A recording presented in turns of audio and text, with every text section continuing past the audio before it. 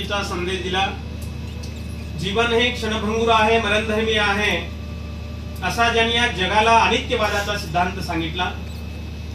अशी जगतवंदनीय विश्व शांतीदूत महामानव तथागत भगवान बुद्ध महान श्रेष्ठ असा की ज्यामध्ये कुठल्याच प्रकारची उच्च-नीचता नाही, कुठल्याच प्रकारचा भेदभाव नाही, ज्यामध्ये सर्वांना समानता आहे, ज्यामध्ये न्याय, नीती, समता, स्वातंत्र्य, बंधुभाव आहे, असा श्रेष्ठ पवित्र बौद्ध धम्म, त्याच त्या बौद्ध धर्माचा प्रचार आणि प्रसार करण्यासाठी बौद्ध धर्म हा प्रत्येक मानवाच्या कानी पडावा। प्रत्येक मानवाने बौद्ध धर्माच्या विनयाला अनुसरून आपलं जीवन व्यतीत करून परिपूर्ण विकारातून, दुःखातून, भयातून, संकटातून मुक्त व्हावं, शुद्ध जीवन जगावं, निर्मळ जीवन जगावं, याच उद्देशाने भगवंताने निर्माण केला असा तो आदरणीय पूजनीय भिक्खू संघ खऱ्या अर्थाने तुम्हा आम्हा सर्वांना ज्यांनी माणूस बनविलं, स्वाभिमानाने जीवन जगण्याचा अधिकार मिळवून दिला, ताठमानीने जीवन जगण्याचा अधिकार मिळवून दिला, असे भारतीय राज्यघटनेचे शिल्पकार महामानव बोधिसत्व डॉक्टर बाबासाहेब आंबेडकर या ठिकाणी उपस्थित आर्याजी अभिधम्म त्यांच्या आर्याजी अभिधम्म झरा श्रद्धा संपन्न खरात परिवार, या खरात परिवाराच्या निवासस्थानी बुद्ध बाबासाहेबांच्या खरं तर बोलण्यासारखं खूप आहे, परंतु वेळ बरा झालेला आहे आणि म्हणून मी आपला अजिबात या ठिकाणी वेळ घेत नाही। या ठिकाणी खरात परिवाराने आपल्या कष्टातून, मेहनतीतून, परिश्रमातून ही जी काही वास्तू उभी केली, या वास्तूमध्ये बुद्ध बाबासाहेबांच्या मूर्त्यांची स्थापना या ठिकाणी होत आहे। या मूर्त्यांच्या स्थापनेच्या अनुषंगाने या ठिकाणी 3 चिवरधारे त्यांना उपलब्ध झालेले आहेत। प्रिय सज्जनांनो, निश्चित या खरात परिवारांचं काहीतरी कुशल कर्म आहे, पुण्यकर्म आहे, या बाळाचं काहीतरी कुशल कर्म आहे। लोकांच्या वाढदिवसाला किंवा इथल्या कुठल्या कार्यक्रमाला भंतीजी मिळणं खूप कठीण आहे। भंतीजी मिळणं, आता आर्यजी म्हणल्या त्याप्रमाणे भंतीजी दिसणं, भंतीजींचं अभिवादन करणं, भंतीजींना भोजनदान देणं, भंतीजींना चिवरदान देणं, विहारामध्ये जाऊन ध्यान म्हणून चिंतन करणं, ही कुणालाही संधी नाही।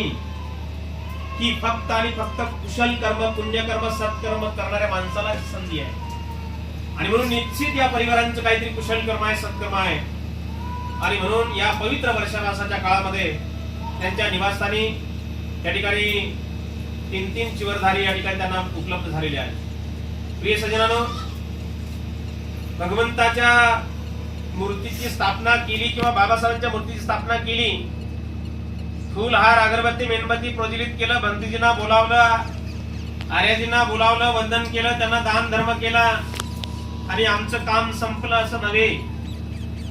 इथून आता खरं तर खरात परिवारांची जबाबदारी इथून आता पुढे वाढलेली आहे। जोपर्यंत ह्या मूर्त्या घरामध्ये नव्हत्या तोपर्यंत काही नाही, आतापर्यंत ते धकून गेलं, परंतु बुद्ध बाबासाहेबांच्या मूर्त्या घरामध्ये येऊन आज स्थापना जर झाल्या तर या स्थापनेपासून उद्यापासून पूर्ण आयुष्यभर शेवटच्या क्षणापर्यंत तुमची आता जबाबदारी वाढलेली आहे।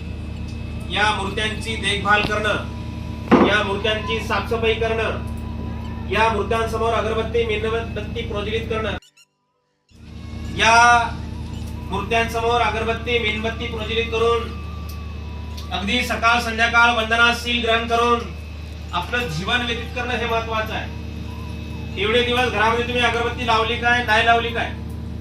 एवढे दिवस तुम्ही गुडघ्यावर बसून वंदन केलं काय, नाही केलं काय? एवढे दिवस तुम्ही घरामध्ये शील वंदना ग्रहण केली काय, नाही केली काय? हे धकून गेलं आता लक्षामध्ये, परंतु इथून आता तुमच्यावर जबाबदारी वाढलेली आहे। म्हणून बुद्ध बाबासाहेबांची मूर्त्या आम्ही आता समाजामध्ये फिरतोय, गावागावामध्ये, घराघरामध्ये जातोय आम्ही।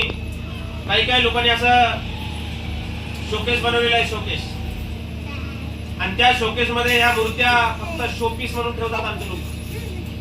एकदा का मूर्त्या तिथे ठेवल्या वर्षातून फक्त 2च वेळेस त्या मूर्त्यांना आम्ही पाहतोय. एक तर विजयादशमीला, नाही तर मग 14 एप्रिलला. बाकीच्या वर्षभरामध्ये त्या मूर्त्यांच्या आजूबाजूला मी स्वतः बघितलेला आहे. त्या मूर्त्यांवरती असं जर बोट फिरवलं ना, असं बोट अशी बोटाला धूळ लागते. त्या मूर्त्यांच्या आजूबाजूला जाळं पसरलेलं असते. मग अशा मूर्त्या आमच्या घरामध्ये ठेवून, ज्याला आपण आदर्श मानतो, ज्यांना आपण श्रद्धेने घरामध्ये ठेवतोय, त्या आदर्शांची जर अशी आपल्याकडून अवहेलना होत असेल, आपल्याकडून जर हेळसांड होत असेल, तर मला वाटतं घरामध्ये बुद्ध मूर्ती, बाबासाहेबांची मूर्ती ठेवून याला काही अर्थ होत. आणि म्हणून आपण घरामध्ये जर बुद्ध बाबासाहेबांच्या मूर्त्याची स्थापना जर केली, तर त्याचं पावित्र्य सुद्धा आपण घरामध्ये जोपासलं पाहिजे. त्याची सकाळ संध्याकाळ वंदना ग्रहण आपण पूजापाठ केली पाहिजे. आपण त्या मूर्तींसमोर आपण 5 मिनिटं का होईना ध्यान केलं पाहिजे. आपण तुम्ही दिवसभर किती राबा कष्ट करा, मेहनत करा. लक्षामध्ये आमचे शहराचे लोक असतील तर काम कष्ट करून येतील, खेड्याचे लोक असतील तर शेतामध्ये राबून कष्ट करून, निंदून खुरपून खत टाकून, आहे की नाही, पुन्हा सोयाबीनचे उधळे घेऊन आमच्या सरलाबाई, आहे की नाही. तुम्ही सकाळी संध्याकाळी दिवसभर किती काम केलं आणि संध्याकाळी येऊन हातपाय धुतले, फ्रेश झाला, बुद्ध बाबासाहेबांना अगरबत्ती लावली, मेणबत्ती लावली, 5 मिनिटं ध्यान केलं आयुष्यामध्ये, तर माणसाचा पूर्ण दिवसभराचा थकवा नाहीसा होऊन जातो. माणसाला हलकं वाटतं. माणसाला एक वेगळं प्रसन्नता येते. माणसाचं मन प्रसन्न होते माणसाला आयुष्यामध्ये. आणि म्हणून आपण ह्या बारीक सारीक गोष्टीचं निरीक्षण करून आपण आपल्या जीवनामध्ये बुद्ध बाबासाहेबांच्या मूर्त्यांची आपण अशी देखभाल केली पाहिजे. आपण केवळ आज भंतीजींना बोलावलं, मस्त अष्टपरिस्कार, काय चिवरदान, काय भोजनदान दिलं भंतीजींना, आणि त्याच्यानंतर या मूर्त्याकडे आमच्या ताईनं आमच्या खरासाहेबांनी जर पाहिलंच नाही, तर ही पूजा करून काही अर्थ नाही. या ठिकाणी 3 चिवरधाऱ्यांना बोलावून काही अर्थ उरणार नाही. आणि म्हणून आपले जे आदर्श आहेत आयुष्यामध्ये, बुद्ध बाबासाहेबांचा आदर्श यांचा डोळ्यासमोर ठेवून त्यांच्या गुणाचं स्मरण केलं पाहिजे. आपण आयुष्यामध्ये बुद्धानुस्मृती केली पाहिजे. आपण धम्मानुस्मृती केली पाहिजे. आपण संघानुस्मृती केली पाहिजे. आपण या घरामधून आपण वेळोवेळी दान धर्म केला पाहिजे. आपण या घरातून वेळोवेळी आपण बुद्ध विहारामध्ये गेलो पाहिजे. आपण बाबासाहेबांनी सांगितले की आपण दर रविवारी बुद्ध विहारामध्ये गेलो पाहिजे. आपण बाबासाहेबांनी सांगितलं की आमच्या बौद्ध म्हणणाऱ्या लोकांनी 22 प्रतिज्ञांचं आचरण केलं पाहिजे. आपण बाबासाहेबांनी सांगितलं की आमच्या परिवारामध्ये त्रिशरण पंचशीलाचं पालन केलं गेलं पाहिजे. आपण आम्ही जर वर्षाकाठी फक्त 2च वेळ जर त्रिशरण पंचशील घेऊ लागलो आम्ही, तर आम्हाला बौद्ध म्हणण्याचा कुठलाही अधिकार ठरू शकत नाही. केवळ घरावर अशोक चक्र कोरलं म्हणजे बुद्ध नाही होऊ शकत. घरावर निळा झेंडा लावला म्हणजे बुद्ध नाही होऊ शकत. घरावर किंवा गाडीवर बाबासाहेबांची सही कोरली म्हणजे बुद्ध नाही होऊ शकत. गळ्यामध्ये अशोक चक्र बांधलं म्हणजे बुद्ध नाही होऊ शकत. कपाळाला नीळ लावली म्हणजे बुद्ध नाही होऊ शकत. किंवा घरामध्ये असे सुंदर मूर्त्या किंवा फोटो लावल्या म्हणजे बुद्ध नाही होऊ शकत. आम्हाला खऱ्या अर्थानं बौद्ध म्हणून घ्यायचं असेल, बौद्ध म्हणून वावरायचं असेल, जैभी म्हणून घ्यायचं असेल, जैभी म्हणून वावरायचं असेल, तर आम्हाला धम्माच्या विनयाप्रमाणे, धम्माच्या चाकुरीप्रमाणे आम्हाला आमच्या जीवनाची वाटचाल करणं हे अत्यंत महत्वाचं आहे. आणि म्हणून काटेकोरपणे पालन केलं पाहिजे. आपण सर्वजण, बरेच माणसं आमच्या खेड्यातून आहे. आमच्या खेड्याकडले लोक डेअरीवर दूध घेऊन जातात. दूध आहे की नाही. दूध जसं कॅनीमध्ये नेलं तसं तो दूध डेअरीवाला लगेच दूध घेतो, लगेच मला पैसे देतो का.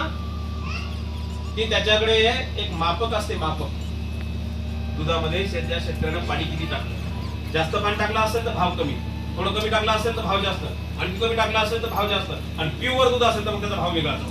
आहे की नाही. त्या दूध डेअरीवाल्याकडे एक मापक असते. दुधामध्ये पाणी टाकलं का नाही टाकलं ते तपासायचं. आहे की नाही. आपण डॉक्टरकडे जातो. डॉक्टरकडे आपल्या शरीरामध्ये ताप किती आहे, 105 आहे का, 110 आहे का, 100 आहे का, त्याच्या खाली आहे का, वाढू लागला ताप, आहे की नाही. डॉक्टरकडे गेल्यानंतर त्यांच्याकडे एक मापक असते. मापक काय असते, तापमापी असते. अशी बारीक काचाची कांडी असते. एक तर ते बगलेमध्ये धरायला देते, नाहीतर तोंडामध्ये धरायला देते. आणि मग ते 2 मिनिटं धरलं ना, मग अशी ते कांडी पाहिली तर त्याच्यामध्ये एक पारा असते. पारा, आणि ते पारा पाहिला का ते बरोबर ते आकडा दाखवते तुमच्या शरीरामध्ये ताप नेमकी किती आहे, चढू लागली का कमी होऊ लागली. आहे की नाही. ताप मापी आहे त्या डॉक्टरकडे असते. आहे की नाही. जसं आता एक अंतर मोजण्याचं मापक आहे, किलोमीटर. आहे की नाही. तिथून सिंदखेड राजा किती अंतर आहे इथून सरळ सांगते जाते. इथून जालना 60 किलोमीटर आहे, लगे मापक आहे ते, आहे की नाही. इथून वैजापूर 70 किलोमीटर आहे की नाही. त्याचं मापक आहे अंतर मोजण्याचं. अंतर मोजण्यासाठी किलोमीटर आहे, ताप मोजण्यासाठी तापमापी आहे, दुधामध्ये ते पाणी किती आहे ते त्याची डिग्री असते, आहे की नाही. तसंच बाबासाहेबांचं हे मापक आहे 22 प्रतिज्ञा. ज्या परिवारामध्ये, ज्या घरामध्ये 22 प्रतिज्ञांचं काटेकोरपणे पालन केलं जातं तोच परिवार खरा बुद्धिस्ट आहे, बौद्धर्मीय आहे. ज्या घरामध्ये 22 प्रतिज्ञेचं पालन केल्या जात नाही तो परिवार बुद्धिस्ट होऊ शकत नाही. लक्षामध्ये हे बाबासाहेबांनी मापक कधी दिलेलं आहे 1956 ला दिलेलं आहे. लक्षामध्ये मग आम्ही बघतो त्यांच्या परिवारामध्ये बाबासाहेबांनी दिलेलं मापक चालते की नाही. आम्ही बरोबर लक्षात घेतो आम्हाला या घरातून एखाद्या देवीला कंदोरी जाते का, एखाद्या देवीला कंदोरी गेली हे 22 प्रतिज्ञेच्या विरोधक लोक आहेत, बाबासाहेबांचे दुश्मन लोक आहेत, बाबासाहेबांचे गद्दार लोक आहेत. आम्ही लगेच समजून घेतो. आम्ही त्यांनी किती वंदामी करू द्या, किती जय भीम करू द्या, पण आम्हाला लगेच लक्षात येते की हे बाबासाहेबांच्या 22 प्रतिज्ञेमध्ये बसत नाही. लक्षामध्ये एखाद्या का घरामध्ये उपवास तापास कंदोरी होत असेल, एखाद्या का घरामध्ये 10 दिवस गणपतीचा बारीक छोटूसा गणपती आणून गोडदिऱ्याचा दिवा जाळून लपून चोरून कुठेतरी हरा आणून त्याच्या समोर ठेवून घंटी वाजू आहे की नाही, गोडदिऱ्याचा दिवा जाळू आमच्या परिवारामध्ये आम्ही बौद्ध म्हणणारे माणसं आम्ही बरेच बघितले आम्ही, आहे की नाही. जर असेल तर आम्हाला बौद्ध म्हणण्याचा कुठलाही अधिकार ठेवू शकत, आहे की नाही.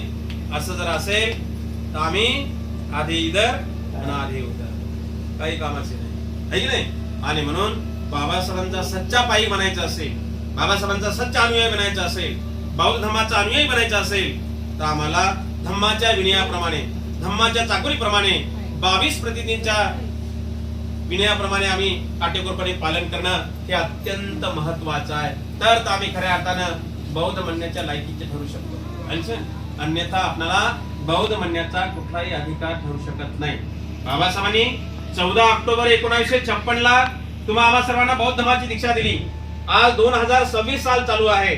लक्षामध्ये 1956 ते 2026 पर्यंत आपण 6 आकडा गिनती जर लावला तर आपल्याला बौद्ध धर्माची दीक्षा घेऊन किती वर्ष झाले माहित पाहिजे आम्हाला. किती वर्ष झाले तुम्हाला बौद्ध धर्माची दीक्षा घेऊन किती वर्ष झाले हेच माहित नसेल तर मला सांगा बरं, आपल्याला बौद्ध म्हणण्याचा अधिकार आहे का? किती वर्ष झाले माहित नाही, काही घेणं नाही देणं नाही, पुढे पाठ मागे सपाट, आहे की नाही. आपणाला बौद्ध धर्माची दीक्षा घेऊन जवळ 70 वर्ष पूर्ण होत आहे. 56 ते लावा ना 26 वर्षामध्ये 72. आणि म्हणून या 70 वर्षामध्ये आम्ही काय केलं आणि काय नाही केलं, काय करायला पाहिजे आणि काय नाही करायला पाहिजे, काय घ्यायला पाहिजे आणि काय सोडायला पाहिजे याचं परीक्षण करणं अत्यंत महत्वाचं आहे. या ठिकाणी खरात परिवाराने या भैयाचा वाढदिवस बौद्ध धर्माच्या विनयाप्रमाणे करण्याचं ठरवलं. आज त्यांना 3 धर्मगुरू लाभलेले आहेत, चिवरधारी लाभलेले आहेत.